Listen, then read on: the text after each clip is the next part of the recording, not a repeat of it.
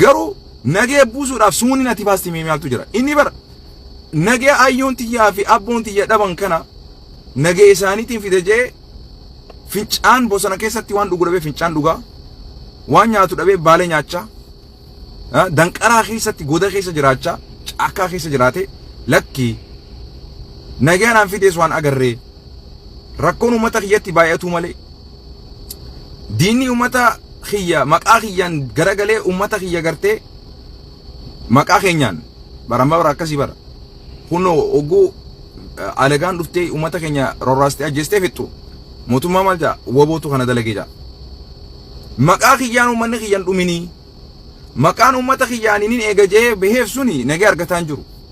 This is a smart move whether you like it or not. Kanaaf khagalee khabajaatti godha khaala jirus aboo qabsoon naaf qabsooytus ni geessi naaf galatoomi gahi siga maali qabsoon bar quraanni bakka itti eegaluu qaba bakka fixamu qaba jireenyi bakka itti eegaluu qaba bakka itti fixamu qaba baayibilli bakka irraa eegaluu qaba bakka itti fixatu qaba jireenyi nama tokko bakka itti eegaluu qaba bakka itti dhumuu qaba waan tokko yoonii fi ooftee wanni kun bu'aa isarra miidhaan isaa guddaa ta'e waan irra caalu lubbuu teetiifis hawaasaafis nagayaa irra filachuun ani ulfina na biratti kabajaadha.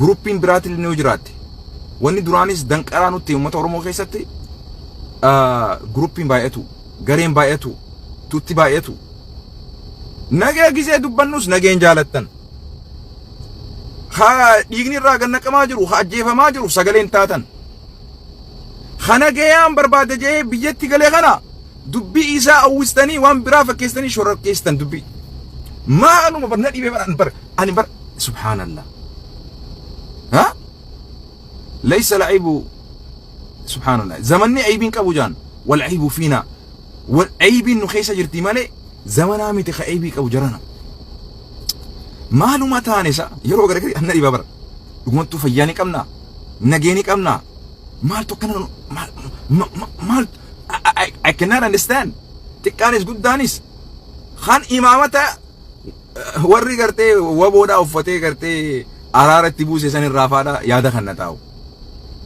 waan fedhe ufatu mirgan qabu mina gabbaachu maaltu si dhibe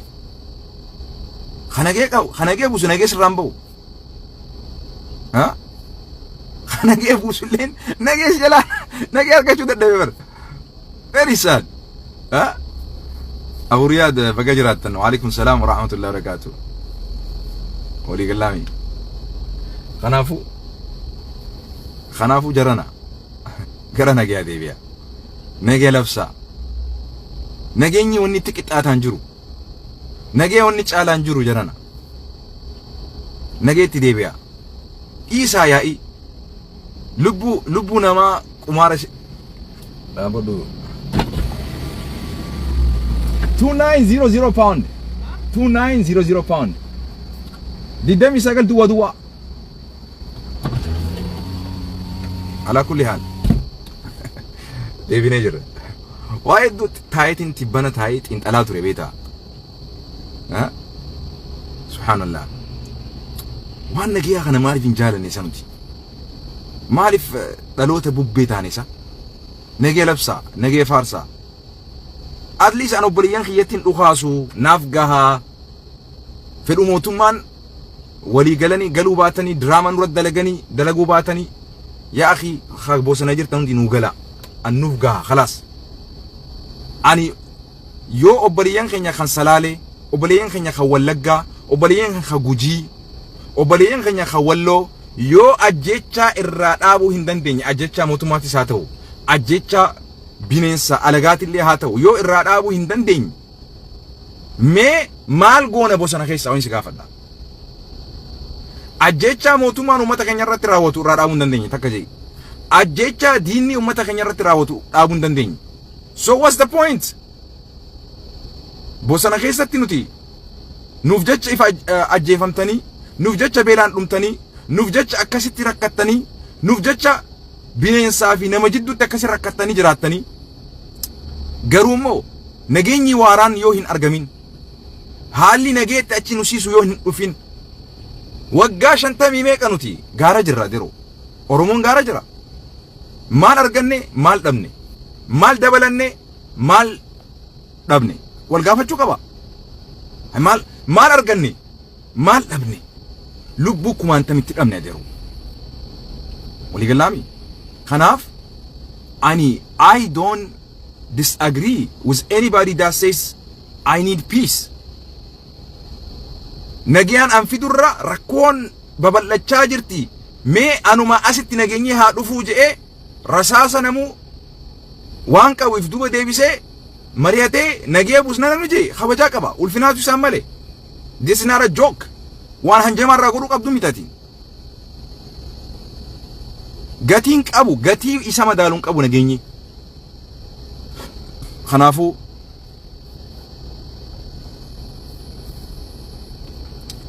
mee haanuma galu mootummaan kaanu ajjeesus ajjeeseetuma hidhuu sidheesseetuma biyya keessatti kaafuu afu jiraa miti.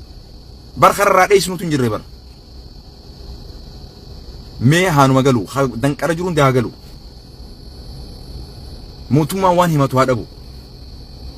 Maqaa shaniitiin nama himatu haa dhabu. Maqaa wabootiin nama ajjeesuu fi nama hidhu haa dhabu. Mee jaarsa harreerra kaayee jee waan dubbatu haa dhabu.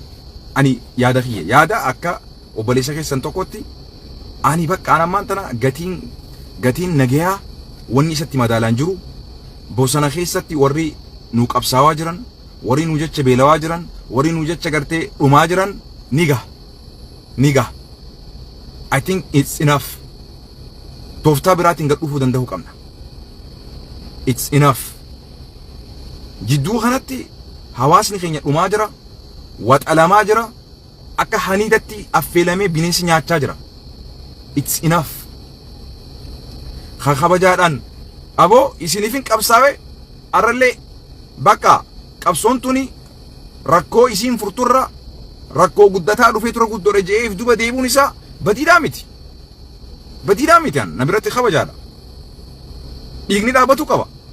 It's enough. Amata 50 guutuu amata 50 guutuu nuti hoggayyuu numa lolla.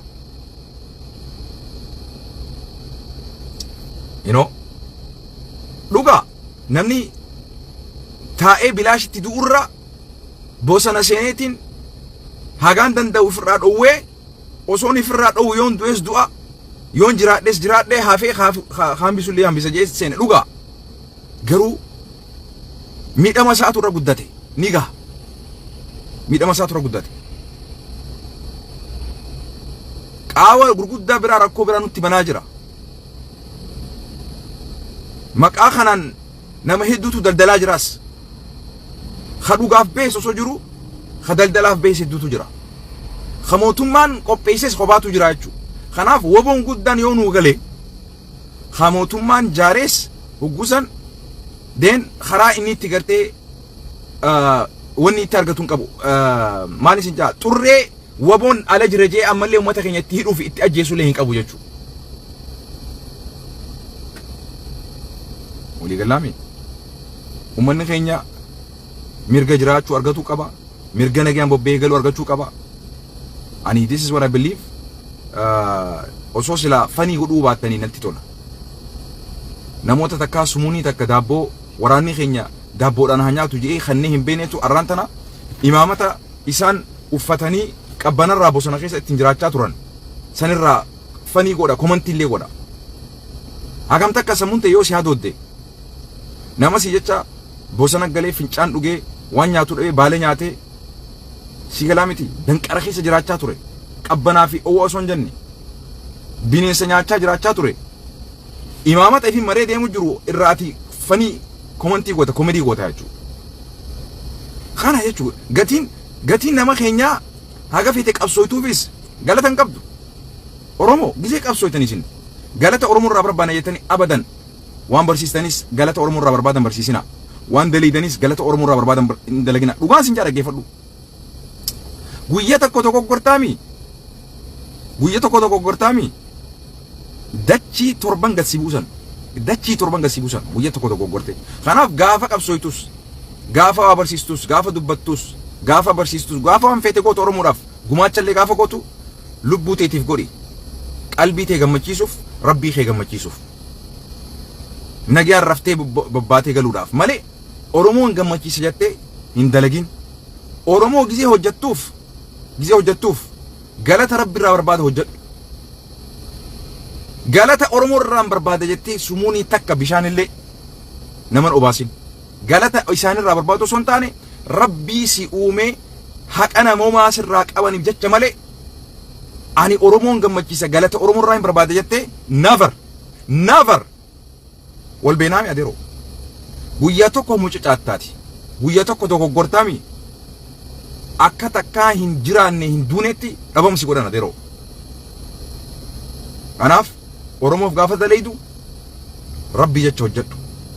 oromoof gaafa dalaydu dhugaaf jecha hojjedhu. namni ni arrabsamaas ni faarfamaas kana ifitti beetee deemuu qabda. walii galaami ijoollee dhiyoo tana mucucaatte akkam godhaa jirtan kun qofti isiif hin ga'u. kun qofti isiif hin ga'u. dogoggora badii guddaa dho'isatti dalagame dilii gurguddoo rabbi subhaanahu wa ta'ala shirkii booda diliidha jeen tagartee dalaguun isiitu dilii guddoodha waraabuun isiitoo dilii irra guddooti duba. waraabanii too addunyaadhaaf facaasuun sun daa'ima xiqqaa akkasiin nyaattan. daa'ima xiqqaa bar gurbaan kun badiinni dalage sun sirriidhaa miti. garuu wanni irra hamtuun immoo nama waraabessani. wanni irra hamtuun immoo nama facaasessani duba. akbarul kabaa'ir irra guddoo dilii gurguddooti duba. kana galanni keeti. guyyaa tokko mucucaatta guyyaa takka afaaniin gartee maanootu ixaa guyyaa takka deemtee harka keetiin maanootu ixaa khalaas sidhumatti ati. samii torban irraa gasi darbanis hin jedheero dachii torban gaditti gasi darban adeero. this is the reality. kanaaf gaafa hojjettan faaruu barbaada galata barbaadan hojjetina. walii galaami. kanaaf zamanni nama rabbiif jecha dhugaadhaan qabsaa'u jirus wallaallee jira hundi. dhugaan sin jaabar. zamanni kuni waan dhugaa fi dharallee adda baasullee si wallaalchisa. kanaaf waa hojjettan keessatti masgiidaas hojjedhaa oromoo koominiitiifis hojjedhaa waan hojjettan qabsoos waan gootan galata rabbii qofa irraa barbaada. dhugaa hawaasni hundaa miti nama gingilcha akkatti dhukke nama kaasu garuu irra guddaan keenya maal godhaa jirra adeero maal godhaa jirra. sun sani an ta oduu gammachiisuus isin qaba. Sheekh Jamaal Aliyyi fakkaatan akka keessanii rabbiin subhaanahu wa ta'ala barakaa isin godhee fakkaata akka keessanii rabbiin waa heddummeessu. Amalaal namni darasoonni leen takka sheekkoon leen tabiraati leen jechuu amma yoo Sheekh Jamaal Aliyyi xiqqoo mucucaate yoo dogoggore halkanii guyyaa ulee godhatanii halkanii guyyaa irraa dubbatan sila. hojii gaggaarii boonsaa amantitti illee faarfamu rabbiin akkaan jaalatu ta isaan hojjetan tanamu sheer godhuu miti laayikuun godhan irraa dubbatu dhiisiti. osoo arraan tana si galaa miti mucucaatee Sheekh Jamaal Aliyyi waa je'e marraa kum takka waan san kitaaba adda addaatti ilaalanii itti dhuganii halkanii guyyaa irraa dubbatan sila.